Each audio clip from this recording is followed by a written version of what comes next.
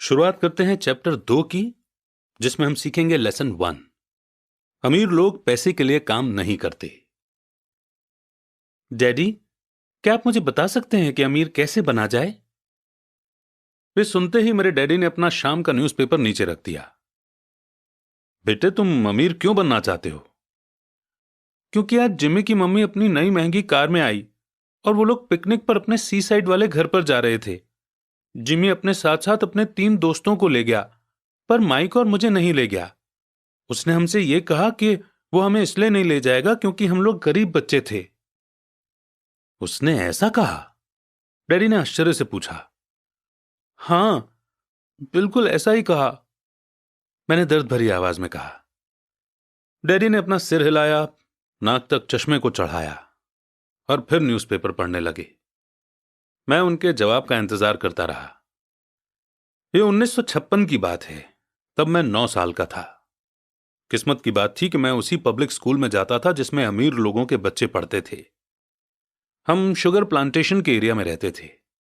Plantation के manager और उस एरिया के बाकी अमीर लोग जैसे डॉक्टर, बिजनेसमैन और बैंकर अपने बच्चों को फर्स्ट क्लास से 6th क्लास तक इसी स्कूल में भेजते थे। 6th क्लास के बाद बच्चों को प्राइवेट स्कूलों में भेजा जाता था। अगर मेरा परिवार सड़क के दूसरी साइड पर रह रहा होता तो मुझे अलग तरह के स्कूल में भेजा जाता, जहां मेरे जैसे परिवारों के बच्चे पढ़ते थे। 6th क्लास के बाद इन बच्चों की तरह मैंने भी पब्लिक इंटरमीडिएट और हाई स्कूल किया होता, क्योंकि उनकी ही तरह मेरे लिए भी प्राइवेट स्कूल में जाना पॉसिबल नहीं था। मेरे डैडी ने आखिर न्यूज़पेपर को रख दिया। मुझे पता था कि वे क्या सोच रहे थे। उन्होंने धीमे से शुरुआत की। अगर तुम अमीर बनना चाहते हो तो तुम्हें पैसे बनाना सीखना चाहिए। मैं पैसे बनाना किस तरह सीख सकता हूं? अपने दिमाग के इस्तेमाल से, उन्होंने मुस्कुराते हुए कहा, जिसका असली मतलब यह था कि बस मैं तुम्हें इतना ही बता सकता हूं, या मैं इसका जवाब नहीं जानता, इसलिए मुझे तंग मत करो। एक पार्टनरशिप हुई। अगली सुबह मैंने अपने सबसे अच्छे दोस्त माइक को अपने डैडी की बातें बताईं। जहां तक मुझे याद है, उस स्कूल में माइक और मैं 2 ही गरीब बच्चे थे। माइक भी मेरी ही तरह का था, क्योंकि वो भी किस्मत की वजह से ही उस स्कूल में था। ऐसा लगता था जैसे किसी ने कस्बे में स्कूलों की सरहदें तय कर दी थीं, और इसी कारण हम लोग अमीर बच्चों के स्कूल में पढ़ रहे थे। सच कहा जाए तो हम लोग गरीब नहीं थे, पर हमें ऐसा लगता था, क्योंकि बाकी सभी बच्चों के पास नए बेसबॉल ग्लव्स, नई साइकिल और हर चीज होती थी, और हर चीज नई होती थी, और हमारे पास सब पुरानी। मम्मी और डैडी ने हमें जरूरत की सभी चीजें दी थीं, जैसे खाना, घर, कपड़े, लेकिन इससे ज्यादा कुछ नहीं। मेरे डैडी कहा करते थे कि अगर तुम्हें कोई चीज चाहिए तो उसके लिए काम करो। हमें बहुत सी चीजें चाहिए थीं, लेकिन 9 साल के बच्चों के करने के लिए ज्यादा काम मौजूद नहीं थे। माइक ने पूछा, तो पैसा कमाने के लिए हमें क्या करना चाहिए? मैं नहीं जानता, मैंने कहा, लेकिन क्या तुम इस काम में मेरे पार्टनर बनना चाहोगे? वो राजी हो गया, और उस शनिवार की सुबह माइक मेरा पहला बिजनेस पार्टनर बन गया। हम दोनों पूरी सुबह यही सोचते रहे कि पैसा किस तरह कमाया जाए। कभी कभार हम उन बेफिक्र बच्चों के बारे में बात करते रहे जो जिमी के सी साइड वाले घर पर मजे कर रहे होंगे। इससे थोड़ी चोट पहुंचती थी, पर यह चोट अच्छी थी, क्योंकि इसने हमें यह सोचने के लिए मोटिवेट किया कि पैसा कैसे कमाया जाए। और आखिरकार उस दोपहर को हमारे दिमाग में बिजली कौंध गई। यह एक ऐसा आइडिया था जो माइक ने किसी साइंस की किताब में पढ़ा था।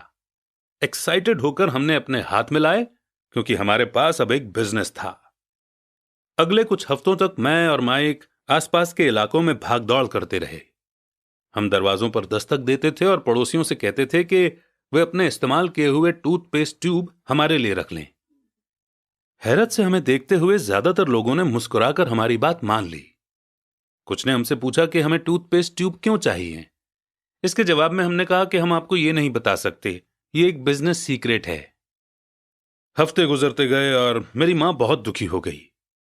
अपने रॉ मटेरियल को इकट्ठा करने के लिए हमने जो जगह चुनी थी वो उनकी वॉशिंग मशीन के ठीक पास में थी, एक ब्राउन कार्डबोर्ड के डिब्बे में जिसमें कभी केचप की बोतलें रखी रहती थीं। आज वहां पर हमारी और पड़ोसियों के टूथपेस्ट की इस्तेमाल की हुई ट्यूब्स पड़ी थीं।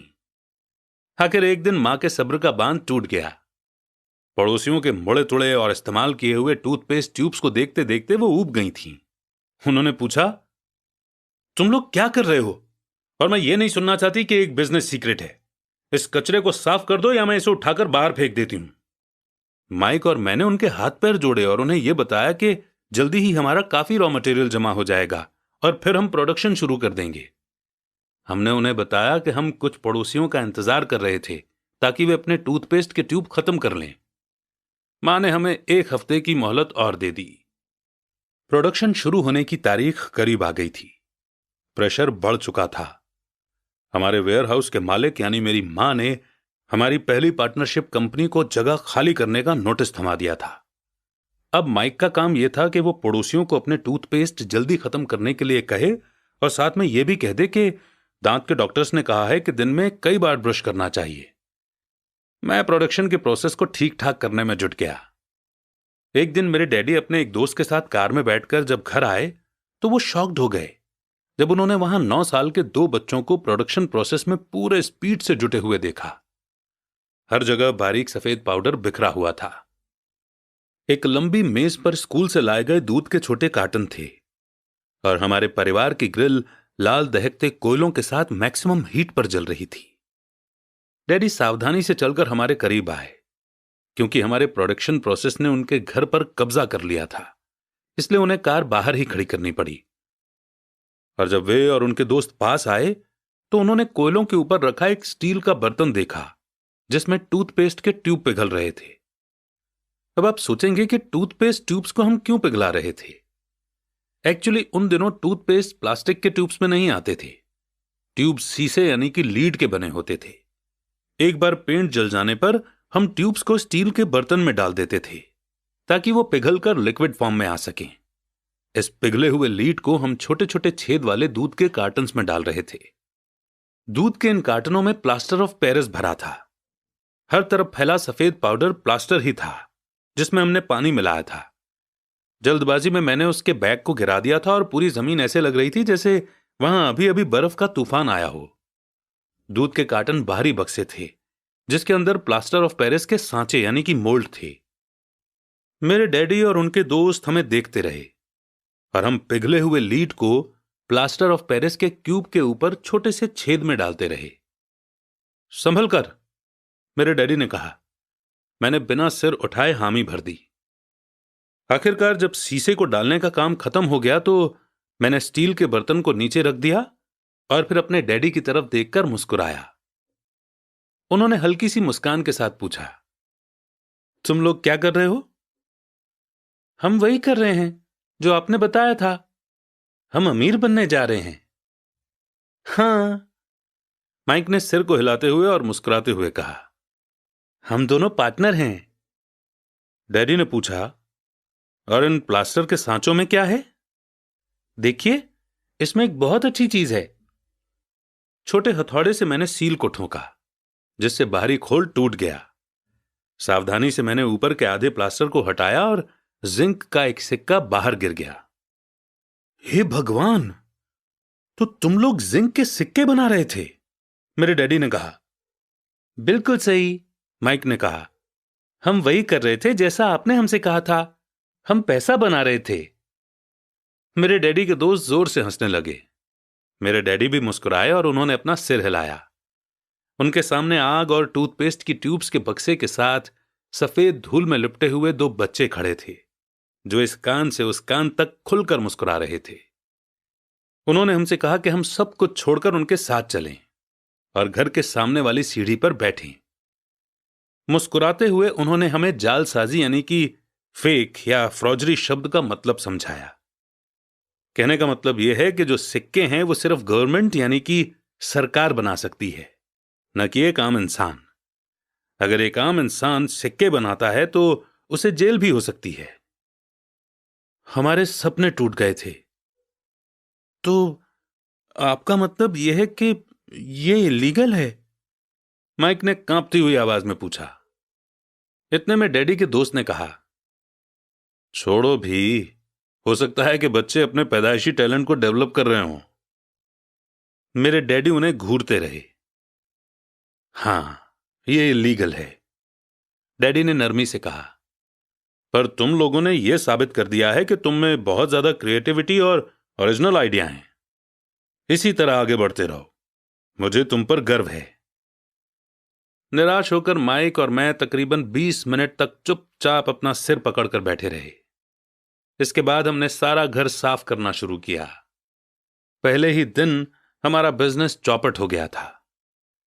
पाउडर साफ करते हुए मैंने माइक की ओर देखा और कहा, मुझे लगता है जिमी और उसके दोस्त ठीक कहते हैं, हम सचमुच गरीब हैं।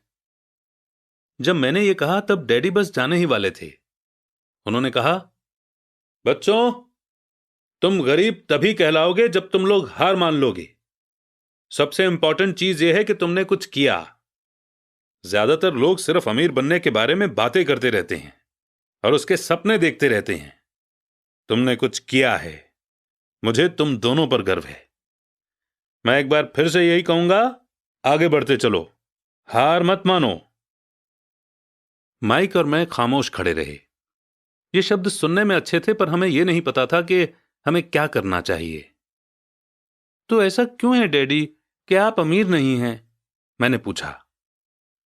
क्योंकि मैंने एक स्कूल टीचर बनने का फैसला किया था।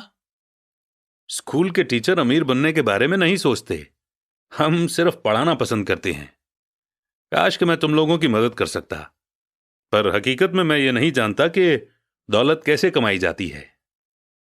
माइक और मैं पलटे और अपने सफाई अभियान में जुट गए।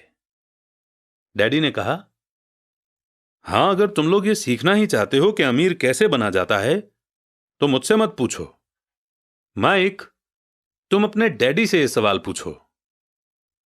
मेरे डैडी? माइक ने हैरानी से कहा। हां, तुम्हारे डैडी। मेरे डैडी ने मुस्कुराकर कहा, तुम्हारे डैडी और मेरा बैंकर एक ही है और वो तुम्हारे डैडी की बहुत तारीफ करता है। उसने मुझे कई बार यह बताया है कि पैसा बनाने में तुम्हारे डैडी का कोई जवाब नहीं। मेरे डैडी? माइक ने एक बार फिर से हैरानी से पूछा। फिर ऐसा क्यों है कि स्कूल के अमीर बच्चों की तरह हमारे पास शानदार कार और आलीशान बंगला नहीं है? शानदार कार और आलीशान बंगले के होने का मतलब यह नहीं होता कि आप पक्के रूप से अमीर हैं या आप पैसा बनाने की कला जानते हैं, डैडी ने जवाब दिया। जिमी के डैडी शुगर प्लांटेशन में काम करते हैं। उनमें और मुझ में ज्यादा फर्क नहीं है। वे एक कंपनी के लिए काम करते हैं और मैं गवर्नमेंट के लिए। कंपनी उन्हें कार खरीद कर दे देती है। इस समय चीनी की कंपनियां फाइनेंशियल प्रॉब्लम्स में फंसी हुई हैं और जिमी के डैडी के पास जल्दी ही कुछ नहीं बचेगा। तुम्हारे डैडी अलग हैं माइक। ऐसा लगता है कि वे एक एम्पायर बनाने जा रहे हैं और मेरा अंदाज है कि कुछ ही सालों में वे बहुत अमीर बन जाएंगे। यह सुनकर माइक और मैं एक बार फिर से एक्साइटेड हो गए। नए जोश से हमने अपने डूबे हुए बिजनेस के कचरे को साफ करना शुरू कर दिया। जब हम सफाई कर रहे थे तो हमने यह भी प्लान बना लिया कि कब और कैसे माइक के डैडी से बात की जाए। प्रॉब्लम यह थी कि माइक के डैडी बहुत ज्यादा काम करते थे और देर रात तक घर नहीं लौटते थे।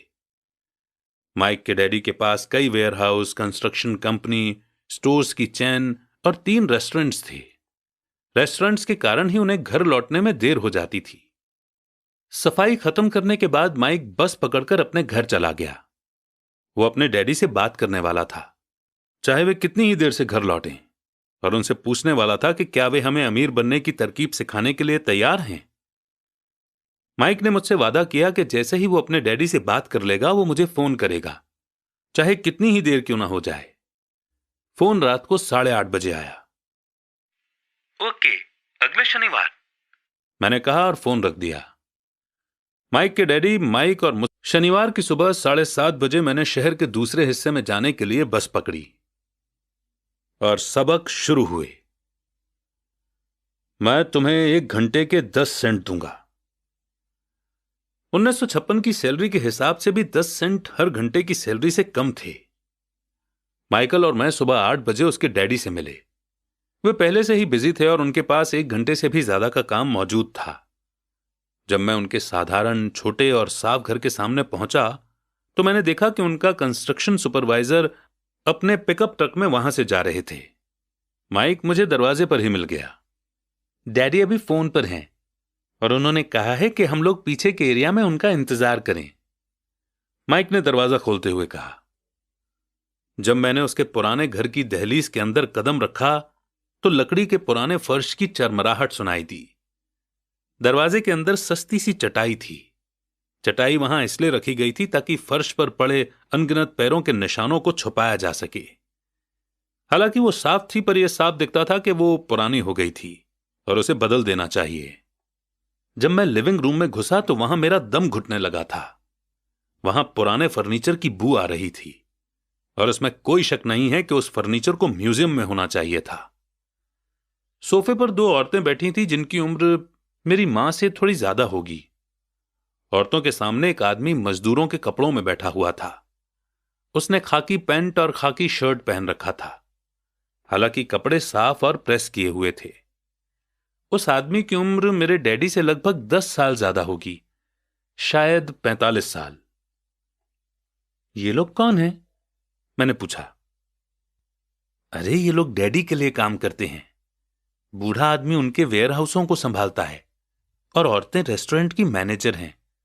और तुमने उस कंस्ट्रक्शन सुपरवाइजर को तो देखा ही होगा जो यहां से 50 मील दूर एक सड़क के प्रोजेक्ट पर काम कर रहा है। उनका दूसरा सुपरवाइजर जो बहुत से घर बना रहा है वो तुम्हारे आने के पहले ही जा चुका है। क्या ऐसा हमेशा ही होता है? मैंने पूछा। हमेशा तो नहीं, पर अक्सर ऐसा ही होता है, माइक ने कहा और मेरे पास अपनी कुर्सी खींचते हुए वो मुस्कुराया। मैंने उनसे पूछा था कि क्या वे हमें पैसा बनाना सिखाएंगे? माइक ने मुझे बताया। अच्छा, और उन्होंने इसका क्या जवाब दिया? मैंने एक्साइटेड होकर पूछा। पहले तो उनके चेहरे पर हंसी आई, फिर कुछ सोचकर उन्होंने कहा कि वे हमारे सामने एक ऑफर रखेंगे। अच्छा, मैंने कहा और अपनी कुर्सी की पीठ दीवार से टिका ली। मैं वहां कुर्सी के पिछले 2 पैरों के सहारे टिका बैठा रहा। माइक ने भी ऐसा ही किया। क्या तुम्हें पता है वो कौन सा ऑफर देने वाले हैं? मैंने पूछा। नहीं, पर हमें जल्दी ही इसका पता चल जाएगा। अचानक माइक के डैडी उस पुराने दरवाजे से घुसकर उस कमरे में दाखिल हुए जहां हम बैठे हुए थे। माइक और मैं अपने पैरों पर कूद गए, आदर के कारण नहीं बल्कि इसलिए कि हम चौंक गए थे। तो बच्चों, तैयार? माइक के डैडी ने एक कुर्सी हमारे पास खिसकाते हुए पूछा। हमने अपने सिर हिलाए और अपनी कुर्सियों को दीवार के पास से खींचकर उनके सामने रख लिया। वे एक लंबे चौड़े शरीर के मालिक थे, लगभग 6 फीट ऊंचे और वजन करीब 90 किलो होगा। मेरे डैडी इससे ऊंचे थे, लगभग इसी वजन के, और माइक के डैडी से 5 साल बड़े। वे लगभग एक जैसे ही थे, हालांकि दोनों एक ही प्रजाति के नहीं थे। हो सकता है कि उनकी एनर्जी एक सी हो। माइक का कहना है कि तुम पैसा कमाना सीखना चाहते हो। क्या यह सही है रॉबर्ट? मैंने तुरंत सहमति में अपना सिर हिलाया। हालांकि मुझे थोड़ा सा डर भी लग रहा था। उनके शब्दों और मुस्कुराहट के पीछे बहुत ताकत थी। अच्छा, ये रहा मेरा ऑफर। मैं तुम्हें सिखाऊंगा, लेकिन मैं ऐसा क्लासरूम के स्टाइल में नहीं करूंगा। अगर तुम मेरे लिए काम करोगे तो उसके बदले में तो मैं तुम्हें सिखाऊंगा, और तुम मेरे लिए काम नहीं करोगे तो मैं तुम्हें नहीं सिखाऊंगा। अगर तुम काम करते हो तो मैं तुम्हें ज्यादा तेजी से सिखा सकता हूं, और अगर तुम सिर्फ बैठकर मेरी बातें सुनते हो जैसा कि तुम लोग स्कूल में करते हो तो इससे मेरा समय बर्बाद होगा। ये मेरा ऑफर है, इसे या तो मान लो या फिर वापस लौट जाओ। क्या मैं पहले आपसे एक सवाल कर सकता हूं? मैंने पूछा। नहीं, इसे या तो मान लो या फिर वापस लौट जाओ। मेरे पास बर्बाद करने के लिए फालतू समय नहीं है। अभी ढेर सारा काम पड़ा हुआ है। अगर तुम में तुरंत फैसला करने की क्षमता नहीं है तो तुम कभी पैसे कमाना नहीं सीख पाओगे। मौके आते हैं और चले जाते हैं, इसीलिए तुरंत फैसला लेने की एबिलिटी एक इंपॉर्टेंट स्किल है। तुमने जैसा चाहा था वैसा एक मौका तुम्हारे सामने मौजूद है। अगले 10 सेकंड में या तो पढ़ाई शुरू हो जाएगी या फिर यह हमेशा के लिए खत्म हो जाएगी। माइक के डैडी ने चिढ़ाने वाली मुस्कुराहट के साथ कहा। मंजूर, मैंने कहा। मंजूर, माइक ने कहा। बहुत बढ़िया। 10 मिनट में मिसेस मार्टिन आ जाएंगी। उनसे बातें करने के बाद मैं तुम्हें उनके साथ भेज दूंगा और तुम लोगों का काम शुरू हो जाएगा। मैं तुम्हें हर घंटे के 10 सेंट दूंगा और तुम हर शनिवार 3 घंटे काम करोगे। पर आज तो मेरा सॉफ्टबॉल का मैच है, मैंने कहा। माइक के डैडी ने अपनी आवाज को धीमा पर कड़क करके कहा, या तो मान लो या फिर वापस लौट जाओ। मान लिया, मैंने जवाब दिया। सॉफ्टबॉल खेलने के बजाय काम करने और सीखने का ऑप्शन चुनने में ही समझदारी थी। शनिवार की खुशनुमा सुबह 9 बजे माइक और मैं मिसेस मार्टिन के साथ काम कर रहे थे। वे एक दयालु और सब्र वाली औरत थीं। वे हमेशा कहा करती थीं कि माइक और मुझे देखकर उन्हें अपने दोनों बच्चों की याद आ जाती है जो अब बड़े हो गए थे और दूर चले गए थे। हालांकि वे दयालु थी, पर वे कड़ी मेहनत में विश्वास करती थीं और इसलिए वे हमेशा काम करती रहती थीं। वे बहुत कड़क मैनेजर थीं। हम 3 घंटे तक डब्बों को सेल्फ पर से उतारते थे, उनकी धूल साफ करते थे और फिर उन्हें वापस वहीं पर रख देते थे। यह बड़ी मेहनत का काम था और बोरियत भरा भी। माइक के डैडी को मैं अपना अमीर डैडी कहता हूं। उनके पास इस तरह के 9 सुपरमार्केट थे जहां पार्किंग के लिए बहुत सी जगह थी। पड़ोस के जनरल स्टोर जहां लोग दूध, ब्रेड, बटर और सिगरेट जैसी चीजें खरीदते हैं। समस्या यह थी कि हवाई में एयर कंडीशनिंग नहीं थी और गर्मी के कारण स्टोर्स अपना दरवाजा बंद नहीं कर सकते थे। स्टोर के दोनों ओर दरवाजों को पूरा खुला रखा जाता था ताकि सड़क और पार्किंग की जगह सामने दिखती रहे। जब भी कोई कार पार्किंग में आती थी तो उसके साथ धूल का गुबार भी आता था जो स्टोर में घुसकर डिब्बों पर जम जाता था। इसीलिए हम लोगों की नौकरी तभी तक चलती जब तक कि एयर कंडीशनिंग नहीं हो जाती, क्योंकि उसके बाद दुकान के डिब्बों में धूल नहीं जमती और ना ही हमें उन्हें साफ करने के लिए नौकरी पर रखा जा सकता था। 3 हफ्तों तक माइक और मैं मिसेस मार्टिन के पास जाकर 3 घंटे तक काम करते रहे। दोपहर तक हमारा काम खत्म हो जाता था और वो हम में से हर एक के हाथ में 3 छोटे सिक्के डाल देती थी। उस समय 50 के दशक में भी 9 साल की उम्र में 30 सेंट कमाने में कोई खास खुशी नहीं होती थी। तब कॉमिक्स की कीमत 10 सेंट हुआ करती थी। इसीलिए मैं अपनी कमाई को कॉमिक्स पर खर्च कर देता था और घर लौट जाता था। चौथे हफ्ते के बुधवार तक मैंने काम छोड़ने का मन बना लिया था।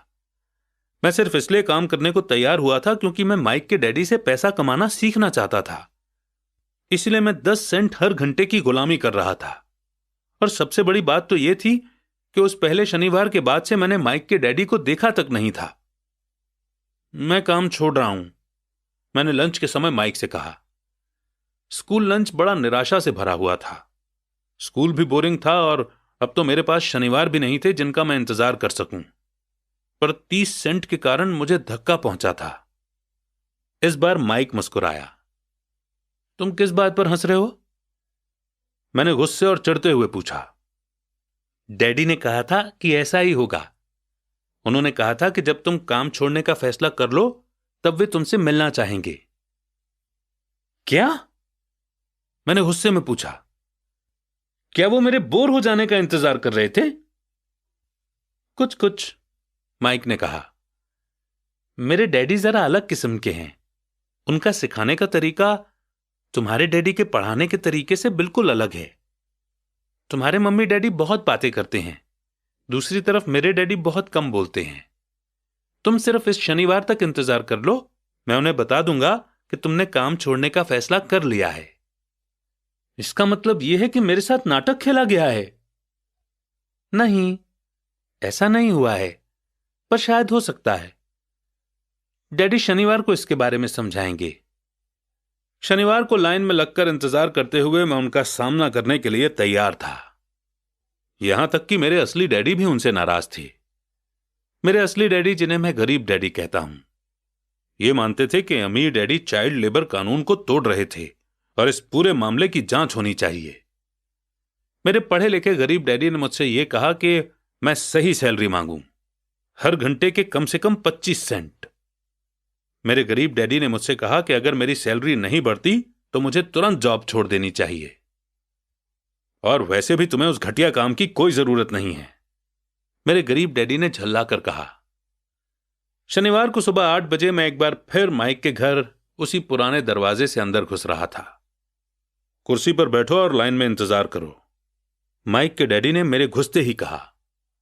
फिर वे अंदर जाकर अपने छोटे से ऑफिस में बैठ गए जो बेडरूम के पास था। मैंने कमरे में चारों तरफ देखा पर मुझे माइक नहीं दिखा। अजीब सा महसूस करते हुए मैं उन्हीं दोनों औरतों के बगल में बैठ गया जो मुझे 4 हफ्ते पहले वहीं पर मिली थीं। वे मुस्कुराईं और सोफे पर थोड़ी सी खिसक गईं ताकि मैं भी बैठ सकूं।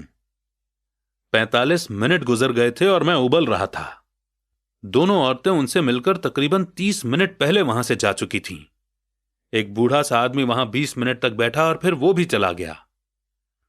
घर खाली था और हवाई में खुशनुमा सुबह को मैं सीलन भरे अंधेरे लिविंग रूम में बैठा हुआ था और इस बात का इंतजार कर रहा था कि एक लालची और बच्चों का शोषण करने वाला आदमी मुझसे बातें करे।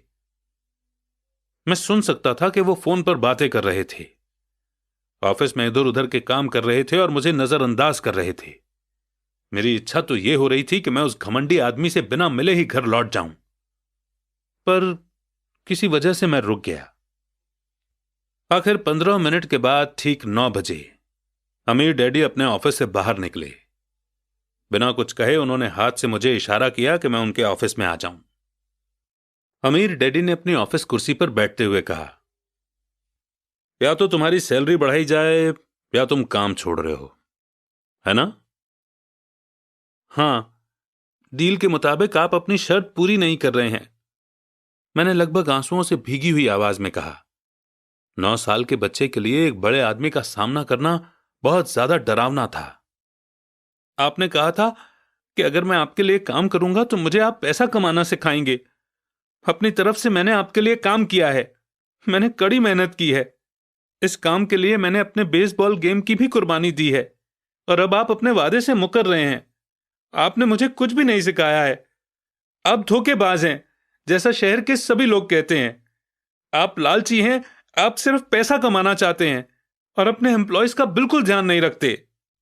आपने मुझे इतनी देर तक बाहर बिठाए रखा और मेरी जरा भी इज्जत नहीं की। मैं एक छोटा सा बच्चा हूं और आपको मेरे साथ इससे बेहतर बर्ताव करना चाहिए था। अमीर डैडी अपनी कुर्सी पर पीछे झुक गए। अपने हाथों को ठुड्डी तक लाकर उन्होंने मुझे घूरा। ऐसा लग रहा था जैसे वो मुझे एनालाइज कर रहे थे। बुरा नहीं है। 1 महीने से भी कम समय में तुम वही भाषा बोल रहे हो जो मेरे ज्यादातर एम्प्लॉय बोलते हैं। क्या? मैंने पूछा। मैं समझ नहीं पा रहा था कि वे क्या कह रहे थे और इसलिए मैंने अपना दुखड़ा रोना चालू रखा। मुझे लगता था कि आप अपने वादे पर कायम रहेंगे और मुझे कुछ सिखाएंगे। इसके बजाय आप तो मुझ पर अत्याचार करना चाहते हैं। यह तो जुल्म है, सरासर जुल्म। मैं तुम्हें सिखा तो रहा हूं, अमीर डैडी ने धीमी आवाज में कहा। आपने मुझे क्या सिखाया है? कुछ भी नहीं। एक बार मैं चंद सिक्कों में काम करने के लिए तैयार हो गया, उसके बाद तो आपने मुझसे बात तक नहीं की। 10 सेंट हर घंटे के लिए। मैं आपकी शिकायत गवर्नमेंट से करूंगा। हमारे देश में भी चाइल्ड लेबर कानून है। आप तो जानते ही हैं कि मेरे डैडी गवर्नमेंट के लिए काम करते हैं। शाबाश, अब तुम उन ज्यादातर लोगों की भाषा बोल रहे हो जो कभी मेरे लिए काम करते थे। वे लोग या तो जिन्हें मैंने नौकरी से निकाल दिया है या जिन्होंने खुद मेरी नौकरी छोड़ दी है। तो इस बारे में आपको क्या कहना है? और मुझे यह लग रहा था कि कम उम्र के बावजूद मैं बहादुरी से बातें कर रहा था। आपने मुझसे झूठ बोला। मैंने आपके लिए काम किया और आपने अपना वादा पूरा नहीं किया। आपने मुझे कुछ भी नहीं सिखाया। कौन कहता है कि मैंने तुम्हें कुछ नहीं सिखाया है? मेरे अमीर डैडी ने शांति से कहा। मैंने 3 हफ्ते तक काम किया और इस बीच आपने सिखाना तो दूर रहा, मुझसे। क्या सिखाने का मतलब सिर्फ भाषण या बातचीत ही होता है? और क्या? इस तरह से वो तुम्हें स्कूल में सिखाते हैं, पर जिंदगी तुम्हें इस तरह नहीं सिखाती। और मेरा मानना यह है कि जिंदगी सबसे बढ़िया टीचर होती है। ज्यादातर वक्त जिंदगी आपसे बातें नहीं करती, ये एक तरह से आपको धक्का देती है। हर धक्के के जरिए जिंदगी आपसे कहती है, जाग जाओ, मैं तुम्हें कुछ सिखाना चाहती हूं। यह आदमी कैसी बेसिर पैर की बातें कर रहा है, मैंने अपने आप से पूछा। जिंदगी अगर मुझे धक्का देती है तो इसका मतलब कि जिंदगी मुझसे बातें करती है। अब मैं जान चुका था कि मुझे यह काम तुरंत छोड़ देना चाहिए। मैं किसी ऐसे आदमी से बातें कर रहा था जो पागल था और जिसे ताले में बंद रखे जाने की जरूरत थी। अगर तुम जिंदगी के सबक सीखते हो तो इससे तुम्हें बहुत फायदा होगा। अगर तुम ऐसा नहीं करते हो तो जिंदगी तुम्हें लगातार धक्के देती रहेगी। लोग दो चीजें करते हैं, कुछ लोग जिंदगी के धक्कों को सहन करते चले जाते हैं, बाकी लोग गुस्सा हो जाते हैं। वो बाकी लोगों से गुस्सा होने लगते हैं, जैसे कि अपने बॉस से, अपने काम से, अपनी पत्नी या पति से। वो ये नहीं जानते कि जिंदगी उन्हें धक्का दे रही है। मैं नहीं जानता था कि वो किस बारे में बात कर रहे थे। जिंदगी हम सबको धक्के मारती है। कुछ लोग हार मान लेते हैं, बाकी के लोग लड़ते हैं। कुछ लोग सबक सीख लेते हैं और आगे बढ़ जाते हैं। वे जिंदगी के धक्कों का स्वागत करते हैं। इन गिने चुने लोगों के लिए इसका मतलब यह होता है कि उन्हें कुछ नया सीखना चाहिए। वे सीखते हैं और आगे बढ़ जाते हैं। ज्यादातर लोग छोड़ देते हैं और कुछ लोग तुम्हारी तरह लड़ते भी हैं। अमीर डैडी खड़े हो गए और उन्होंने टूटी फूटी खिड़की को बंद कर दिया। अगर तुम ये सबक सीख लेते हो तो तुम एक समझदार, अमीर और सुखी नौजवान बन सकते हो। अगर तुम ये नहीं सीखते हो तो तुम जिंदगी भर अपनी समस्याओं के लिए अपनी नौकरी, कम सैलरी या अपने बॉस को कोसते रहोगे। तुम हमेशा ऐसे बड़े मौकों की उम्मीद करते रहोगे जो आए और तुम्हारी फाइनेंशियल प्रॉब्लम को सुलझा दें। अमीर डैडी ने मेरी तरफ देखा कि क्या मैं अब भी उनकी बात सुन रहा हूं। उनकी आंखें मेरी आंखों से मिलीं। हम एक दूसरे की तरफ देखते रहे और हमारी आंखों के बीच बातचीत की धाराएं बहने लगीं। आखिर जब मैं उनकी बात का मतलब समझ गया तो मैंने अपनी नजरें झुका ली। मैं जान गया था कि वे सही थे। मैं उन्हें दोषी ठहरा रहा था, जबकि सीखने की जिद मेरी ही थी। मैं फालतू में ही लड़ रहा था। अमीर डैडी ने आगे कहा, अगर आप इस तरह के आदमी हैं जिसमें हिम्मत नहीं है तो आप जिंदगी की हर प्रॉब्लम के सामने हार मान जाओगे। अगर आप इस किस्म के आदमी हैं तो आप जिंदगी भर सुरक्षित खेल खेलते रहोगे, सही चीजें करते रहोगे और किसी ऐसे वक्त का इंतजार करते रहोगे जो आने वाला नहीं है, और फिर आप एक बोरिंग बुढ़े की तरह मर जाएंगे। आपके बहुत से दोस्त होंगे जो आपकी सिर्फ इसलिए तारीफ करेंगे क्योंकि आप एक मेहनती और भले आदमी थे। आपने अपनी जिंदगी सेफ गेम खेलने और सही चीजें करने में गुजार दी। पर सच बात तो यह है कि आपने जिंदगी की प्रॉब्लम्स के सामने घुटने टेक दिए थे। आप रिस्क मोल लेने की कल्पना तक से डरते थे। हकीकत में तो आप जीतना चाहते थे, पर आपके लिए हार का डर जीतने के एक्साइटमेंट से ज्यादा ताकतवर साबित हुआ। अंदर से आप और सिर्फ आप जान पाएंगे कि आपने कभी जीतने की कोशिश ही नहीं की। आपने सुरक्षित खेल खेलने का ऑप्शन चुना। हमारी नजरें एक बार फिर मिली। 10 सेकंड तक हम एक दूसरे की तरफ देखते रहे और एक बार फिर मैंने तभी नजरें हटाई जब मैं उनकी बात का मतलब समझ गया। आप मुझे धक्का दे रहे थे? मैंने पूछा। कुछ लोग ऐसा कह सकते हैं। अमीर डैडी मुस्कुराए। मैं तो यही कहूंगा कि मैं तुम्हें जिंदगी का स्वाद चखा रहा था। कैसा स्वाद? मैंने पूछा। मैं अब भी गुस्सा था, पर अब मेरी जानने की इच्छा भी जाग गई थी और अब मैं सीखने के लिए भी तैयार था। तुम दोनों ऐसे पहले लोग हो जिन्होंने मुझसे पैसे बनाने की कला सीखने की रिक्वेस्ट की है। मेरे पास 150 से भी ज्यादा एम्प्लॉइज हैं, पर उनमें से एक ने भी मुझसे पैसा कमाने की कला के बारे में कभी नहीं पूछा। वे मुझसे नौकरी मांगते हैं, सैलरी मांगते हैं, पर पैसा बनाने की कला नहीं सीखना चाहते। तो ज्यादातर लोग इसी तरह अपनी जिंदगी के सबसे बेहतरीन साल पैसे के लिए काम करने में बर्बाद कर देंगे और आखिर तक ये कभी समझ ही नहीं पाएंगे कि दरअसल वे किसके लिए काम कर रहे हैं। मैं पूरा ध्यान लगाकर उनकी बात सुनता रहा। तो जब माइक ने मुझसे कहा कि तुम पैसा कमाने की कला सीखना चाहते हो, तो मैंने एक ऐसा कोर्स तैयार किया जो असली जिंदगी के करीब था। मैं बोलते बोलते थक जाता, पर तुम कभी मेरी बात का मतलब नहीं समझ पाते। इसीलिए मैंने फैसला किया कि तुम्हें जिंदगी के थपेड़ों का स्वाद चखा दिया जाए, ताकि तुम मेरी बात सुन भी सको और समझ भी सको। इसी कारण मैंने तुम्हें 1 घंटे के 10 सेंट दिए थे। तो 10 सेंट हर घंटे काम करने के बाद मैंने क्या सबक सीखा?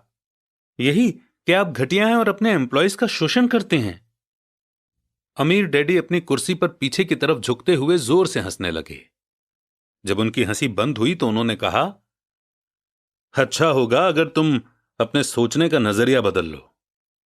मुझे समस्या मत मानो, मुझे दोष देना छोड़ दो। अगर तुम सोचते हो कि तुम्हारी समस्या मैं हूं, तो तुम्हें मुझे बदलना होगा।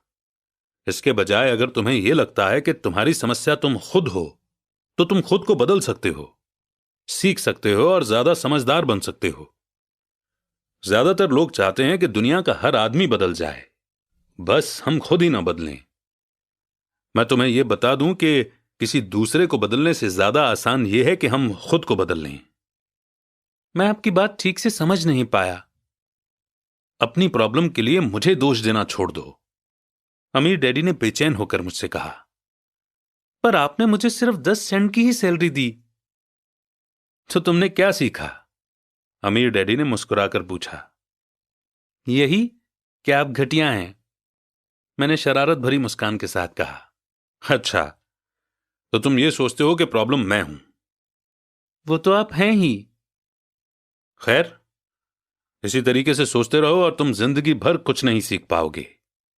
अगर तुम्हारा नजरिया यही है कि समस्या मैं हूं, तो तुम्हारे पास क्या ऑप्शन रह जाते हैं? अगर आप मेरी सैलरी नहीं बढ़ाते या मुझे ज्यादा इज्जत नहीं देते, तो मैं काम छोड़कर चला जाऊंगा। ठीक कहा, और ज्यादातर लोग यही करते हैं। वे काम छोड़कर चले जाते हैं और दूसरी जॉब की तलाश करते हैं, जहां उन्हें बेहतर मौके या ज्यादा अच्छी सैलरी मिले। उन्हें यह गलतफहमी होती है कि नई नौकरी या ज्यादा सैलरी से उनकी प्रॉब्लम सुलझ सकती है, और ज्यादातर मामलों में ऐसा नहीं होता। तो समस्या किस तरह से सुलझ सकती है? 10 सेंट हर घंटे के हिसाब से सैलरी लेकर मुस्कुराते हुए? अमीर डैडी मुस्कुराए। यही बाकी के लोग करते हैं। वे ये जानते हुए भी कम सैलरी में काम करते हैं, क्योंकि नौकरी छूट जाने पर उनका और उनके परिवार का पेट कैसे भरेगा। इसलिए मन मसोस कर वे नौकरी करते हैं और ये सोचकर सैलरी बढ़ने का इंतजार करते हैं कि ज्यादा पैसा आने से समस्या सुलझ जाएगी। ज्यादातर लोग ऐसा ही सोचते हैं और कड़ी मेहनत करते हुए दूसरी नौकरी भी कर लेते हैं, पर उसमें भी उन्हें सैलरी कम ही मिलती है। मैं फर्श को घूरता रहा। अब मैं अमीर डैडी के सबक को समझने लगा था। मुझे यह एहसास हो गया था कि यही जिंदगी का स्वाद है। आखिरकार मैंने ऊपर की ओर देखा और अपना सवाल दोहराया, तो फिर यह समस्या किस तरह सुलझेगी? इस सवाल के जवाब में अमीर डैडी ने मुझे वो बेशकीमती नजरिया दिया जो उन्हें अपने एम्प्लॉयज और मेरे गरीब डैडी से अलग करता था, और जिसकी बदौलत वे हवाई के सबसे अमीर आदमी बनने वाले थे, जबकि मेरे पढ़े लिखे गरीब डैडी जिंदगी भर पैसों की तंगी से जूझने वाले थे। यह एक अद्भुत नजरिया था जिसने मेरी जिंदगी का नक्शा ही बदल दिया। अमीर डैडी ने मुझे बार बार यह नजरिया याद दिलाया, जिसे मैं पहला सबक कहूंगा। गरीब और मिडिल क्लास लोग पैसे के लिए काम करते हैं, अमीरों के लिए पैसा काम करता है। मेरे गरीब डैडी ने जो एजुकेशन मुझे दी थी, शनिवार की उस खुशनुमा सुबह में मैं उससे बिल्कुल अलग नजरिया सीख रहा था। 9 साल की उम्र में मैं ये समझ गया था कि दोनों ही डैडी चाहते थे कि मैं सीखूं। दोनों ही डैडी मुझे पढ़ने के लिए मोटिवेट करते थे। फर्क सिर्फ इतना था कि दोनों के सुझाए सब्जेक्ट अलग अलग थे। मेरे पढ़े लिखे डैडी चाहते थे कि मैं वही करूं जो उन्होंने किया। बेटे, मैं चाहता हूं कि तुम मेहनत से पढ़ो, अच्छे नंबर लाओ, ताकि तुम्हें किसी बड़ी कंपनी में स्टेबल जॉब मिल सके। और ये अच्छी तरह देख लो कि इसमें बहुत सारे दूसरे फायदे हों। मेरे अमीर डैडी चाहते थे कि सबक मुझे जीवन भर उनके मार्गदर्शन में सीखना था, न कि किसी क्लासरूम में। मेरे अमीर डैडी ने पहला सबक जारी रखा। मैं खुश हूं कि तुम 10 सेंट हर घंटे के हिसाब से काम करने पर गुस्सा हो गए। अगर तुम गुस्सा नहीं हुए होते और तुम ऐसा खुशी खुशी करते रहते तो मैं तुमसे साफ कह देता कि मैं तुम्हें नहीं सिखा सकता। ये जान लो कि सच्ची एजुकेशन में एनर्जी, स्ट्रांग इमोशन और जबरदस्त इच्छा की जरूरत होती है। गुस्सा उस फॉर्मूले का एक बहुत बड़ा हिस्सा है, क्योंकि स्ट्रांग इमोशन में गुस्सा और प्रेम मिला हुआ होता है। जब पैसे की बात आती है तो ज्यादातर लोग सुरक्षित रास्ता खोजते हैं, इसीलिए स्ट्रांग इमोशन उन्हें रास्ता नहीं दिखा पाते। उन्हें रास्ता दिखाता है उनका डर। तो क्या इसलिए वे कम सैलरी पर काम करने के लिए राजी हो जाते हैं? हां, कुछ लोग कहते हैं कि मैं लोगों का शोषण करता हूं, क्योंकि मैं उन्हें उतनी सैलरी नहीं देता जितनी उन्हें प्लांटेशन या गवर्नमेंट की तरफ से मिलती है। मैं यही कहना चाहता हूं कि लोग खुद अपना शोषण करते हैं। डरते वे हैं, मैं नहीं। पर क्या आपको नहीं लगता कि आपको उन्हें ज्यादा सैलरी देनी चाहिए? मुझे ज्यादा देने की जरूरत ही नहीं है, और इसके अलावा ज्यादा पैसा मिलने से उनकी समस्या नहीं सुलझेगी। अपने डैडी को ही देख लो। वे बहुत सा पैसा कमाते हैं और फिर भी वे अपने बिल नहीं चुका पाते। दुनिया में ऐसे बहुत से लोग हैं जिन्हें अगर ज्यादा पैसा मिल जाए तो वे ज्यादा कर्ज में डूब जाएंगे। तो इसी कारण आपने मुझे 10 सेंट हर घंटे की सैलरी दी, मैंने मुस्कुराते हुए कहा। यह सबक का हिस्सा था? बिल्कुल सही। देखो, तुम्हारे डैडी स्कूल गए और उन्होंने बहुत बढ़िया एजुकेशन इसलिए हासिल की ताकि उन्हें अच्छी सैलरी वाला जॉब मिल सके, जो उन्हें मिल गई। पर आज भी उनके पास पैसे की तंगी है। ऐसा इसलिए है क्योंकि उन्होंने स्कूल में पैसे के बारे में कुछ भी नहीं सीखा। और सबसे बड़ी बात यह है कि वे पैसे के लिए काम करने में भरोसा करते हैं। और आप नहीं करते? नहीं, सच पूछा जाए तो बिल्कुल नहीं। अगर तुम पैसे के लिए काम करना सीखना चाहते हो तो स्कूल में ही रहो। यह सीखने के लिए उससे बढ़िया जगह कोई नहीं है। पर अगर तुम यह सीखना चाहते हो कि पैसा तुम्हारे लिए किस तरह काम करे, तो यह मैं तुम्हें सिखा सकता हूं, पर तभी जब तुम सीखना चाहो। क्या हर कोई यह नहीं सीखना चाहता? मैंने पूछा। नहीं, सिर्फ इसलिए क्योंकि पैसे के लिए काम करना ज्यादा आसान है, खासकर तब जब पैसे के बारे में आपकी बेसिक भावना डर हो। मैं समझ नहीं पाया, मैंने त्योरियां चढ़ाकर कहा। उसकी चिंता फिलहाल मत करो। अभी इतना ही समझ लो कि डर के कारण ही ज्यादातर लोग अपनी जॉब कर रहे हैं। अपने बिल ना चुका पाने का डर, जॉब से निकाल दिए जाने का डर, खुद के पास काफी पैसा न होने का डर, एक बार फिर से शुरू करने का डर। यह किसी बिजनेस को सीखने और पैसे के लिए काम करने की कीमत है। ज्यादातर लोग पैसे के गुलाम बन जाते हैं और फिर वे अपने बॉस पर अपनी भड़ास निकालते हैं। तो आपकी नजर में पैसे से अपने लिए काम करवाना एक बिल्कुल अलग मुद्दा है? बिल्कुल, अमीर डैडी ने जवाब दिया, बिल्कुल। शनिवार की उस खुशनुमा सुबह हवाई में हम लोग चुपचाप बैठे रहे। मेरे दोस्त उस समय लिटिल लीग बेसबॉल गेम शुरू कर ही रहे होंगे, पर किसी वजह से मैं खुश था कि मैंने 10 सेंट हर घंटे के हिसाब से काम करने का फैसला किया था। मुझे लगा था कि मैं कुछ ऐसा सीखने जा रहा था जो मेरे दोस्त स्कूल में कभी नहीं सीख पाएंगे। सीखने के लिए तैयार? अमीर डैडी ने पूछा। बिल्कुल, मैंने दांत निकालकर कहा। मैंने अपना वादा निभाया है। मैंने तुम्हें दूर बैठे बैठे भी सिखाया है। 9 साल की उम्र में तुम्हें इस बात का पता चल चुका है कि पैसे के लिए काम करना कैसा होता है। अपने पिछले महीने को 50 सालों से मल्टीप्लाई कर लो और तुम्हें इस बात का अंदाजा हो जाएगा कि ज्यादातर लोगों की जिंदगी किस तरह गुजरती है। मैं समझ नहीं पाया। जब तुम मुझसे मिलने के लिए लाइन में इंतजार कर रहे थे तो तुम्हें कैसा लग रहा था? एक बार नौकरी के लिए और दूसरी बार सैलरी बढ़वाने के लिए? भयानक, मैंने कहा। और तुम्हें तब कैसा लगा था जब मिसेस मार्टिन ने तुम्हारे हाथ में 3 घंटे के काम के लिए 3 सिक्के थमाए थे? मुझे लगा था यह काफी नहीं है। मुझे लग रहा था कि यह कुछ भी नहीं है। मैं निराश हुआ था। और यही ज्यादातर एम्प्लॉयज को लगता है जब वे अपनी सैलरी के चेक को देखते हैं, खासकर तब जब उससे टैक्स और बाकी कटौतियां कर ली जाती हैं। कम से कम तुम्हें तो पूरी सैलरी मिलती थी, उन्हें तो पूरी सैलरी भी नहीं मिलती।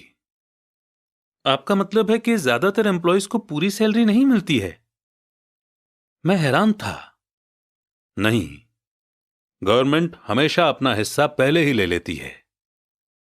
गवर्नमेंट ऐसा कैसे करती है? मैंने पूछा। टैक्स। जब आप कमाते हैं तो आप पर टैक्स लगता है, जब आप खर्च करते हैं तो आप पर टैक्स लगता है, जब आप बचाते हैं तो आप पर टैक्स लगता है, और जब आप मर जाते हैं तो भी आप पर टैक्स लगता है। लोग गवर्नमेंट को ऐसा क्यों करने देते हैं? अमीर लोग ऐसा नहीं करने देते, अमीर डैडी ने मुस्कुराकर कहा। पर गरीब और मिडिल क्लास लोग ऐसा करने देते हैं। मैं दावा करता हूं कि मैं तुम्हारे डैडी से ज्यादा कमाता हूं, पर वे ज्यादा टैक्स चुकाते हैं। यह कैसे संभव है? मैंने पूछा। 9 साल का बच्चा इस अजीब आंकड़े को नहीं समझ पा रहा था। कोई आदमी गवर्नमेंट को ऐसा करने की इजाजत कैसे दे सकता है? अमीर डैडी चुपचाप बैठे रहे। मैं समझ गया कि वे चाहते थे कि मैं सुनूं, न कि उनसे फालतू के सवाल करूं। आखिर मैं शांत हो गया। जो मैंने सुना था वो मुझे अच्छा नहीं लगा था। मैं जानता था कि मेरे डैडी हमेशा टैक्स का रोना रोते रहते थे, पर दरअसल इस बारे में वो कुछ भी नहीं कर पाते थे। क्या जिंदगी उन्हें धक्का दे रही थी? अमीर डैडी मेरी तरफ देखते हुए अपनी कुर्सी में धीमे धीमे और खामोशी से हिलने लगे। सीखने के लिए तैयार? उन्होंने पूछा। मैंने अपना सिर धीमे से हिलाया। जैसा मैंने कहा, सीखने के लिए बहुत कुछ है। पैसे से अपने लिए काम कैसे करवाया जाए, यह जिंदगी भर चलने वाली पढ़ाई है। ज्यादातर लोग 4 साल के लिए कॉलेज जाते हैं और उनकी पढ़ाई पूरी हो जाती है। मैं पहले से ही जानता हूं कि मेरी पैसों से जुड़ी हुई पढ़ाई जीवन भर चलेगी, और इसकी वजह यह है कि मैं जितना ज्यादा जान लेता हूं, उससे भी ज्यादा जानने की मेरी इच्छा बढ़ती चली जाती है। ज्यादातर लोग इस सब्जेक्ट को कभी नहीं पढ़ते। वे नौकरी पर जाते हैं, अपनी सैलरी लेते हैं, अपनी चेकबुक को बैलेंस करते हैं और बात खत्म हो जाती है। इसके बाद भी उन्हें अचरज होता है कि मेरे डैडी को टैक्स की समस्या इसलिए है क्योंकि उनमें पैसों की समझ नहीं है। मैंने बेचैन होकर पूछा। देखो, पैसे से अपने लिए काम कैसे करवाया जाए, टैक्स तो उस एजुकेशन का सिर्फ एक हिस्सा है। आज तो मैं सिर्फ यह देखना चाहता था कि तुम में अब भी पैसे के बारे में सीखने की गहरी इच्छा बची है या नहीं। ज्यादातर लोगों में सीखने की गहरी इच्छा नहीं होती। वे स्कूल जाना चाहते हैं, कोई बिजनेस सीखना चाहते हैं, अपनी नौकरी में मजे करना चाहते हैं और ढेर सारा पैसा कमाना चाहते हैं। एक दिन वे तब जागते हैं जब उनके सामने पैसे की समस्या आ जाती है, और तब वे काम करना बंद नहीं कर सकते। पैसे के लिए काम करने की यही कीमत होती है, और उन्हें यह कीमत चुकानी ही पड़ती है। अगर वे पैसे से अपने लिए काम करवाना सीख लेते तो उनके सामने यह समस्या कभी नहीं आती। तो तुम में अब भी सीखने की, जानने की इच्छा है? अमीर डैडी ने पूछा। मैंने हामी में सिर हिलाया। अच्छा, अब काम पर वापस जाओ और इस बार मैं तुम्हें बिल्कुल सैलरी नहीं दूंगा। क्या? मैंने हैरान होकर पूछा। तुमने सही सुना है, सैलरी बंद। तुम हर शनिवार 3 घंटे उसी तरह काम करोगे, पर इस बार तुम्हें 10 सेंट हर घंटे के हिसाब से सैलरी नहीं मिलेगी। तुम्ही ने तो कहा कि तुम पैसे के लिए काम करना नहीं सीखना चाहते, इसलिए मैं बदले में तुम्हें कुछ भी नहीं दूंगा। मुझे अपने सुने हुए शब्दों पर भरोसा नहीं हो रहा था। मैंने माइक से पहले ही बात कर ली है। वो पहले से ही काम कर रहा है, मुफ्त में डिब्बों की सफाई कर रहा है और उन्हें करीने से जमा रहा है। अब तुम भी जल्दी से जाकर काम में जुट जाओ। ये ठीक नहीं है, मैं चिल्लाया। आपको कुछ न कुछ सैलरी तो देनी चाहिए। तुमने कहा था कि तुम सीखना चाहते हो। अगर तुम इस बात को अभी नहीं सीख पाओगे तो तुम भी उन्हीं 2 औरतों और बूढ़े आदमी की तरह बन जाओगे जो मेरे लिविंग रूम में बैठे थे। ये लोग पैसे के लिए काम करते हैं और डरते हैं कि मैं उन्हें नौकरी से न निकाल दूं। या तुम अपने डैडी की तरह बन जाओगे, जो पैसा तो बहुत कमाते हैं पर गले तक कर्ज में डूबे रहते हैं। शायद उन्हें यह उम्मीद रहती है कि ज्यादा पैसे से उनकी समस्या सुलझ जाएगी। अगर तुम यही चाहते हो तो मैं एक बार फिर 10 सेंट के अपने पुराने वादे पर लौटने के लिए तैयार हूं। या तुम वो कर सकते हो जो ज्यादातर लोग करते हैं, इस बारे में शिकायत करो कि सैलरी बहुत कम है और तुम ये नौकरी छोड़कर दूसरी नौकरी की तलाश शुरू कर दो। मेरी समझ में नहीं आ रहा है कि मैं क्या करूं, मैंने पूछा। अमीर डैडी ने अपने सिर पर उंगली रखी। इसका इस्तेमाल करो। अगर तुम इसका सही इस्तेमाल करोगे तो तुम मुझे जल्द ही इस बात के लिए धन्यवाद दोगे कि मैंने तुम्हें मौका दिया, और एक दिन तुम बहुत अमीर आदमी बन जाओगे। मैं वहां यह सोचते हुए खड़ा था कि मुझे कितना घटिया ऑप्शन दिया जा रहा है। मैं यहां अपनी सैलरी बढ़वाने आया था और अब मुझे मुफ्त में काम करने के लिए कहा जा रहा है। अमीर डैडी ने एक बार फिर अपनी उंगली को सिर पर रखा और कहा कि इसका इस्तेमाल करो। अब यहां से जाओ और अपने काम में जुट जाओ। तो सबक एक, अमीर लोग पैसे के लिए काम नहीं करते। मैंने अपने गरीब डैडी को यह नहीं बताया कि अब मैं मुफ्त में काम कर रहा हूं। उन्हें यह समझ में नहीं आता। मैं उन्हें इसकी वजह ठीक से इसलिए नहीं समझा सकता था क्योंकि मैं खुद भी इसे ठीक से नहीं समझ पाया था। अगले 3 हफ्ते माइक और मैं 3 घंटे तक हर शनिवार को काम करते रहे, मुफ्त में। काम बहुत परेशानी वाला नहीं था और वक्त गुजरने के साथ साथ यह ज्यादा आसान होता जा रहा था। मुझे अफसोस था तो बस अपने छूटे हुए बेसबॉल गेम्स और कॉमिक्स का। अब मैं उनका मजा नहीं ले सकता था। तीसरे हफ्ते दोपहर में अमीर डैडी आए। हमने उनके ट्रक के पार्किंग में आने की आवाज सुनी। वे स्टोर में घुसे और उन्होंने मिसेस मार्टिन को गले लगाकर हेलो कहा। स्टोर में क्या चल रहा है यह जानने के बाद वे आइसक्रीम फ्रीजर के पास गए। उसमें से 2 आइसक्रीम निकाली, उनका दाम चुकाया और इसके बाद मेरी और माइक की तरफ इशारा करके कहा, चलो घूमने चलते हैं। हम सड़क के पार गए, कुछ कारों को चकमा दिया और एक बड़े घास के मैदान में टहलने लगे जहां कुछ बड़े लोग सॉफ्टबॉल खेल रहे थे। दूर की पिकनिक टेबल पर बैठकर उन्होंने माइक और मुझे आइसक्रीम दी। कैसा चल रहा है? बढ़िया, माइक ने कहा। मैंने सहमति में सिर हिलाया।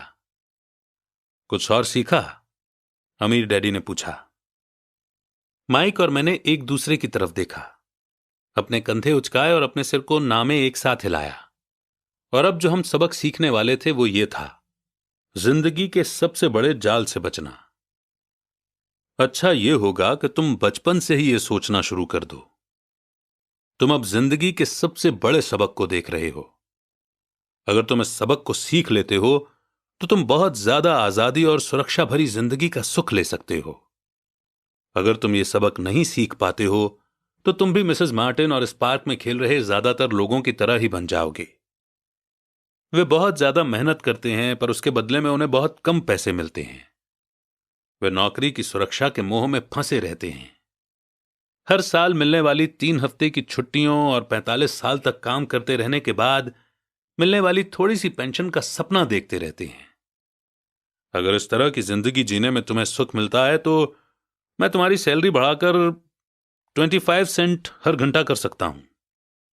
पर ये लोग अच्छे लोग हैं और मेहनती भी हैं, फिर आप उनका मजाक क्यों उड़ा रहे हैं? मैंने पूछा। अमीर डैडी के चेहरे पर मुस्कान आ गई। मिसेस मार्टिन मेरे लिए मेरी मां जैसी हैं। मैं इतना कठोर नहीं हो सकता कि उनका मजाक उड़ाऊं। यह कठोर लगता जरूर है क्योंकि मैं तुम दोनों के सामने सिचुएशन साफ करना चाहता हूं, और वो भी आसान शब्दों में। मैं तुम्हारे नजरिए को बड़ा करना चाहता हूं ताकि तुम कुछ आगे भी देख सको, दूर तक देख सको। ज्यादातर लोगों को आगे देखने का फायदा कई बार सिर्फ इसलिए नहीं मिलता क्योंकि उनके देखने का दायरा बहुत छोटा होता है। ज्यादातर लोग जिस जाल में फंसे हुए हैं वे उसे देख ही नहीं पाते। माइक और मैं वहां पर सोचते हुए बैठे रहे क्योंकि हम उनकी बातों का मतलब पूरी तरह से नहीं समझ सके थे। उनकी बातें सुनने में कठोर और कड़वी लग रही थी, पर हम ये भी जानते थे कि वे हमें कुछ सिखाने की काफी कोशिश कर रहे थे। मुस्कुराहट के साथ अमीर डैडी ने कहा, क्या 25 सेंट हर घंटे का ऑफर अच्छा नहीं लगा? क्या इससे दिल की धड़कन तेज नहीं हुई? मैंने अपना सिर ना में हिलाया, जबकि असल में ऐसा ही हुआ था। 1 घंटे काम के बदले 25 सेंट मेरे हिसाब से बहुत बढ़िया सौदा था। अच्छा, मैं तुम्हें 1 घंटे के $1 दूंगा, अमीर डैडी ने शरारत भरी मुस्कान के साथ कहा। अब मेरा दिल तूफान मेल की तरह दौड़ रहा था। मेरा दिमाग चीख चीख कर कह रहा था कि इनकी बात मान लो, मान लो। मुझे अपने कानों पर भरोसा नहीं हो रहा था, पर फिर भी मैं चुप रहा। अच्छा, $2 हर घंटे के? मुझे ऐसा लगा जैसे मेरे छोटे से 9 साल के पुराने दिमाग में किसी ने बम फोड़ दिया हो। 1956 में $2 हर घंटे की कमाई मुझे दुनिया का सबसे अमीर बच्चा बना देती। मैं इतना सारा पैसा कमाने की कल्पना भी नहीं कर सकता था। मैं हां कहना चाहता था। मैं सौदा पक्का करना चाहता था। मुझे नई साइकिल दिख रही थी, नए बेसबॉल के ग्लव्स दिख रहे थे। मेरे पास कड़क नोट देखकर मेरे दोस्तों की जलन और तारीफ भी मुझे साफ दिख रही थी। सबसे बड़ी बात तो यह थी कि जिम्मी और उसके अमीर दोस्त मुझे फिर कभी गरीब नहीं कह सकते थे। पर किसी वजह से मैं खामोश खड़ा रहा।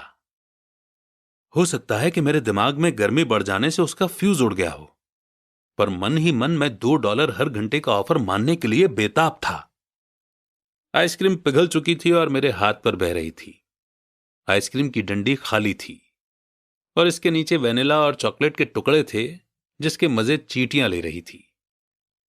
अमीर डैडी हम दोनों बच्चों को देख रहे थे, जो आंखें फाड़कर और खाली दिमाग से उन्हें घूर रहे थे। उन्हें मालूम था कि वे हमारा टेस्ट ले रहे हैं, और वे ये भी जानते थे कि हमारे दिल का एक कोना उस ऑफर को मानने के लिए बेताब हो रहा होगा। वो जानते थे कि हर इंसान की आत्मा का एक हिस्सा कमजोर और जरूरतमंद होता है, जिसे खरीदा जा सकता है, और वो ये भी जानते थे कि हर इंसान की आत्मा का एक हिस्सा मजबूत और पक्के इरादों वाला होता है, जिसे कभी नहीं खरीदा जा सकता।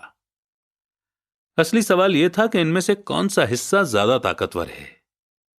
उन्होंने अपनी जिंदगी में हजारों लोगों की परीक्षा ली थी। जब वे नौकरी मांगने के लिए आए लोगों का इंटरव्यू लेते थे, तो वे हर बार आत्माओं की परीक्षा लेते थे। अच्छा, $5 हर घंटे?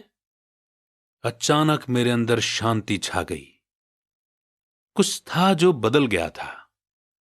ऑफर बहुत ही बड़ा था और मूर्खता से भरा लग रहा था। 1956 में गिने चुने लोगों को $5 हर घंटे से ज्यादा मिलता होगा। लालच खत्म हो गया था और इसकी जगह शांति ने ले ली थी। धीमे से मैं अपनी बाईं तरफ खड़े माइक की तरफ मुड़ा। उसने भी मेरी तरफ देखा। मेरी आत्मा का जो हिस्सा कमजोर और जरूरतमंद था, वो खामोश हो चुका था। मेरा वो हिस्सा जिसे खरीदा नहीं जा सकता था, वो आगे आ चुका था। मेरे दिमाग और आत्मा में पैसे को लेकर हुई इस जंग में शांति और विश्वास जीत चुके थे। मैं जानता था कि माइक भी उसी बिंदु पर पहुंच चुका होगा। अच्छा, ज्यादातर लोगों की एक कीमत होती है, और उनकी कीमत इसलिए होती है क्योंकि हम सभी में दो भावनाएं होती हैं, डर और लालच। पहले तो पैसे के बिना रहने के डर से हमें कड़ी मेहनत करने की प्रेरणा मिलती है। इसके बाद जब हमें सैलरी मिलती है तो हमें लालच या इच्छा की भावना जाग जाती है। पैसा होने पर हम उन बढ़िया चीजों के बारे में सोचने पर मजबूर हो जाते हैं जो उस पैसे से खरीदी जा सकती हैं। इस तरह हमारी जिंदगी का एक पैटर्न बन जाता है। किस तरह का पैटर्न? मैंने पूछा। सुबह जागने, काम पर जाने, खर्च करने, सुबह जागने, काम पर जाने, खर्च करने। लोगों की जिंदगी हमेशा डर और लालच, इन्हीं दो भावनाओं से चलती है। उन्हें अगर ज्यादा पैसा दे भी दें तो वे इस पैटर्न पर चलकर अपना खर्च बढ़ा लेंगे। इसी पैटर्न को मैं चूहा दौड़ यानी कि रैट रेस कहता हूं। क्या कोई दूसरा रास्ता भी है? माइक ने पूछा। हां, अमीर डैडी ने धीमे से कहा, पर इसे बहुत कम लोग खोज पाते हैं। और वो रास्ता क्या है? माइक ने पूछा। उसी रास्ते को तुम लोग काम करते हुए और मेरे साथ सीखते हुए खोज लोगे। मैं यही उम्मीद करता हूं। इसी कारण मैंने तुम्हें पैसे देना बंद कर दिया है। पर इस बारे में कोई हिंट तो दीजिए, माइक ने कहा। हम लोग मेहनत से काम करते करते थक चुके हैं, खासकर तब जब इसके बदले में हमें कुछ नहीं मिल रहा है। पहला कदम तो यह है कि तुम लोग सच बोलो, अमीर डैडी ने कहा। हम लोग झूठ नहीं बोल रहे हैं, मैंने कहा। मैंने कब कहा कि तुम लोग झूठ बोल रहे हो? मैं तो यह कह रहा हूं कि सच्ची बात कह देनी चाहिए, अमीर डैडी ने जवाब दिया। किस बारे में? मैंने पूछा। इस बारे में कि तुम लोगों को कैसा लग रहा है। तुम्हें यह किसी और से कहने की जरूरत नहीं है, सिर्फ अपने आप से सच बोलो। आपके कहने का मतलब यह है कि इस पार्क में मौजूद आपके लिए काम करने वाले लोग, मिसेस मार्टिन, ये सब लोग ऐसा नहीं करते। मुझे ऐसा ही लगता है। इसके बजाय उन्हें हमेशा पैसा नहीं होने का डर सताता रहता है। उस डर का सामना करने के बजाय, सोचने के बजाय, ये लोग सिर्फ रिएक्ट करते रहते हैं। इस दौरान वे दिल से काम लेते हैं, दिमाग से नहीं। अमीर डैडी ने अपने सिर पर उंगली ठोकते हुए कहा। फिर उनके हाथ में कुछ पैसे आ जाते हैं और उनमें खुशी, इच्छा और लालच की भावनाएं जाग जाती हैं, और एक बार फिर वे दिमाग से सोचने के बजाय दिल से काम करने लगते हैं। तो वे दिल से यानी अपनी भावनाओं से सोचते हैं, माइक ने कहा। बिल्कुल ठीक। वे इस बारे में सच नहीं बताते कि उन्हें कैसा लग रहा है। वे अपनी भावना से काम करते हैं और दिमाग से सोचने का कष्ट नहीं उठाते। उन्हें डर लगता है कि वे नौकरी करने जाते हैं और आशा करते हैं कि ज्यादा पैसा आने से उनका डर दूर हो जाएगा, पर ऐसा नहीं होता है। वही पुराना डर उन्हें फिर से सताने लगता है। वे फिर से नौकरी करने जाते हैं और फिर आशा करते हैं कि पैसा उनके डर को कम कर देगा, पर ऐसा नहीं होता। डर के कारण ही वे नौकरी के जाल में फंसे रहते हैं। पैसा कमाते हैं, काम करते हैं, पैसा कमाते हैं और आशा करते हैं कि डर से उनका पीछा छूट जाएगा। पर हर रोज जब वे उठते हैं तो उनका पुराना डर भी उनके साथ उठता है। वही पुराना डर करोड़ों लोगों को रात भर जगाता है और उनकी रात बहुत चिंता और परेशानी में गुजरती है। इसलिए वो उठते हैं, काम पर जाते हैं और यह आशा करते हैं कि सैलरी के चेक से उनके दिल को कुतरने वाले इस डर को वे मौत के घाट उतार देंगे। सच बात तो यह है कि पैसा उनकी जिंदगी को चला रहा है, पर वे इस बारे में कभी सच नहीं बोलते हैं। पैसे ने उनकी भावनाओं पर कब्जा कर लिया है।